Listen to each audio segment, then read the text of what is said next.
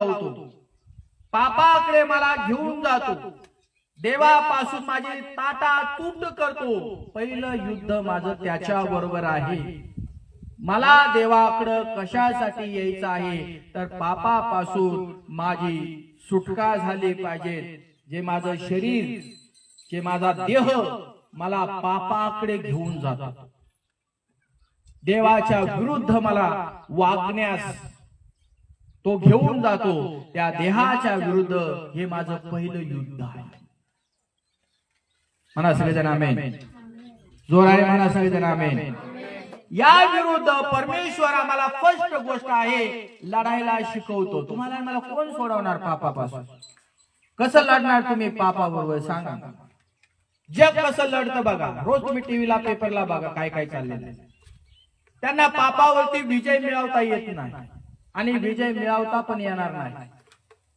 आपण प्रभू येशू ख्रिस्ताकडे काय यायचं आहे? कारण आम्हाला माहित आहे प्रभू येशू ख्रिस्ताने मानव जातीच्या पापासाठी स्वतःचा प्राण देऊन मरणावरती, मृत्यूवरती तो पुन्हा उठलेला आहे। म्हणून आपल्याला प्रभू येशू ख्रिस्ताकडे यायचं आहे की तो पापावरती विजय मिळवणारा देव आहे। पापाला त्याने हरवलं, शैतानाला त्याने हरवलं, दुरात्म्याला त्याने हरवलं। त्या देवाची आम्हाला यासाठी सेवा कार्य करायची आहे की मी जर त्या प्रभूची सेवा कार्य केली तरच मी पापापासून मुक्त राहू शकतो, पापाला मी सोडचिठ्ठी देऊ शकतो।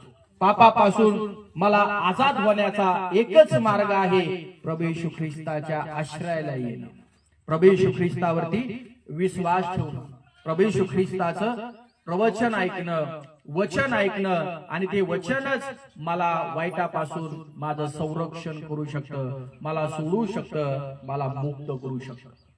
अन्यथा जगामध्ये कुठेही मनुष्य गेला, आम्ही जाऊन आलोय, मनुष्य गेला तर त्या माणसाला कधीच पापापासून मुक्ती मिळणार नाही।